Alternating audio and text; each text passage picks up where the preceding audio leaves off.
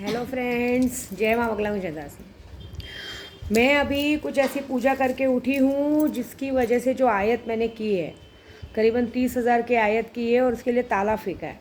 ताला फूका है, मतलब सॉरी, फेंकने वाली हूँ अभी मैं। कहते हैं तालों का काम बहुत ज़बरदस्त होता है। बहुत सारे लोगों को डेमो और प्रूफ चाहिए, तो चलो मैं प्रूफ देती हूँ। तो परसों है इंडिया पाकिस्तान का मैच, है ना, वर्ल्ड कप का मैच है 14 अक्टूबर।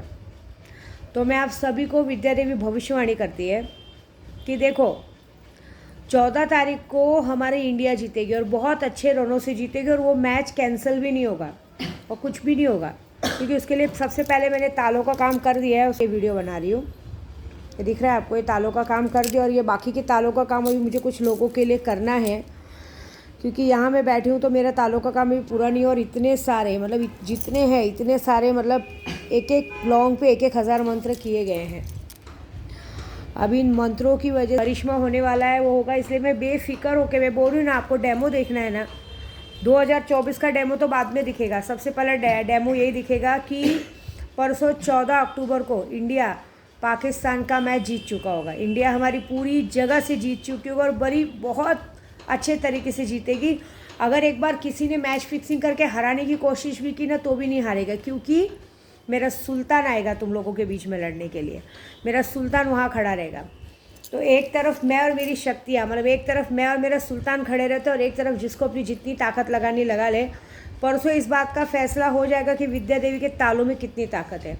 जैसे ही इंडिया के पटाखे फूटेंगे वैसे ही मुझे पता चल जाएगी कि इंडिया जीत गई। इंडिया की बहुत बड़ी जीत होगी।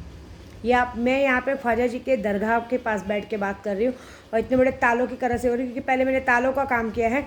अब ये तालों का काम परसों शाम तक कम से कम 5 से 6 बार होगा और जितनी बार होगा उतनी बार यही कहा जाएगा कि इंडिया बड़ी बहुमतों में जीतेगी। तो बहुत सारे लोगों को मैच फिक्सिंग में पैसा लगाने की आदत है। आप बिंदास पैसे लगाइए, आप बिंदास पैसे लगाइए। अगर कोई कुछ थोड़ा बहुत हारेगा तो मैं दे दूँगी, लेकिन इतनी गारंटी, अगर इंडिया जीत गई तो मेरा नंबर है 9004419917। जिसको जो इच्छा रहे ना वो आप मुझे भेजिएगा। इस नंबर पे मेरा पे फ़ोन, गूगल पे दोनों चालू है, ठीक है। ये एक चैलेंज एक्सेप्ट कीजिए, क्योंकि एक तरफ मैं और मेरा सुल्तान खड़े हैं और एक तरफ जिसको जो लगे। लेकिन इस बात से बहुत सारे जन खुश हो गए। 2 दिन पहले विद्या देवी भविष्यवाणी कर रही है कि इंडिया जीतेगी। इंडिया बहुत बड़े रनों से बहुत अच्छे से जीतेगी। कोई ज़्यादा मेहनत नहीं करनी पड़ेगी उनको, किसी चीज़ की ज़्यादा मेहनत नहीं करेगी। एक करिश्मा हो, एक जादू होगा और बहुत जल्दी हम लोगों को पता चलेगा कि इंडिया जीत चुकी है। मतलब 14 अक्टूबर का मैच हमारी इंडिया जीतेगी, वर्ल्ड कप हमारी इंडिया जीतेगी। ये मेरा पूरा वादा है आपसे। दूसरी बात, अभी परसों मेरे लिए भी एक मैच जैसा ही है, क्योंकि परसों मैं भी कुछ लोगों की बैंड बजाने जा रही हूँ। तो मैं यही बोलूँगी कि एक इंसान ने अपनी गलती मान ली है, अभी 4 इंसान अपनी गलती मानने को बाकी हैं। इन चारों को मैं एक ही बात कहूँगी कि अपनी गलती मान लो, नहीं तो परसों जो तुम्हारे साथ होगा उसकी पूरी जिम्मेदारी तुम्हारी होगी।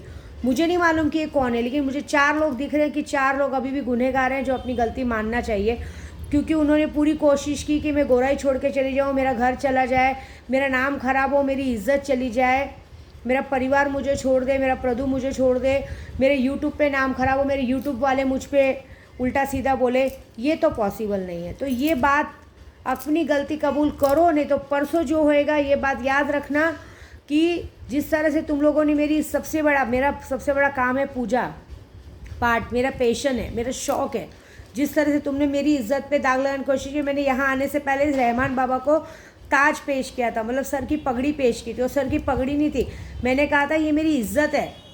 और मैंने एक साड़ी पेश की थी, मतलब औरत की इज़्ज़त एक साड़ी होती है। मैंने वो साड़ी पेश की थी और मैंने बाबा जी को कहा था, बाबा जी अगर मेरी इज़्ज़त मैं आपको दे रही हूँ, अब आपको मेरी इज़्ज़त रखनी है। मेरा नाम जिसने ख़राब करने की कोशिश की है उसको कहीं का मत छोड़ दो। ये याद रखना। परसों तक अपनी गलती मान लो, नहीं तो परसों अमावस्या के दिन जो होगा, अब की बार वार तुम्हारे पे नहीं, तुम्हारे परिवार पे जाएगा। जिस तरह तुम लोग ने मेरे परिवार पे वार किया ना, तो मेरे बच्चों पे वार किया ना, मेरे पति तक आए ना, उस तरह तुम्हारे घर में भी तुम्हारा भाई होगा, तुम्हारी माँ होगी, तुम्हारी बहन होगी, तुम्हारी बीवी होगी, तुम्हारा पति होगा। ये याद रखना, चाहे आदमी हो चाहे औरत, इस बार उनके परिवार पे वार जाएगा। जब परिवार पे वार जाएगा तो आप जानते हो कि परिवार का वार कोई झेल नहीं सकता। हमें चोट लगी तो चोट लगे, परिवार को चोट आएगी तो कोई बर्दाश्त नहीं कर पाएगा। मैं फिर से एक बार बोल रही हूँ, अपनी गलती मानो, नहीं तो ये बात पक्की है, देखो मुझसे गलती मानोगे मैं माफ़ कर दूंगी, लेकिन जब परिवार तक वो मुसीबत गई ना तो वो मुसीबत झेलने लायक नहीं रहेगी। ये बात याद रखना। हो सकता है जब आपके परिवार में मुसीबत है और आपके परिवार को पता चले कि इसने इनकी वजह से हमारे पर ये मुसीबत आई है, तो ऐसा नहीं हो कि आपका परिवार ही आपको घर में घुस के गिरा के मारे। ये याद रखिएगा, मैं आपको खुला चैलेंज दे रही हूँ, क्योंकि सीधी बात है, जैसे को तैसा।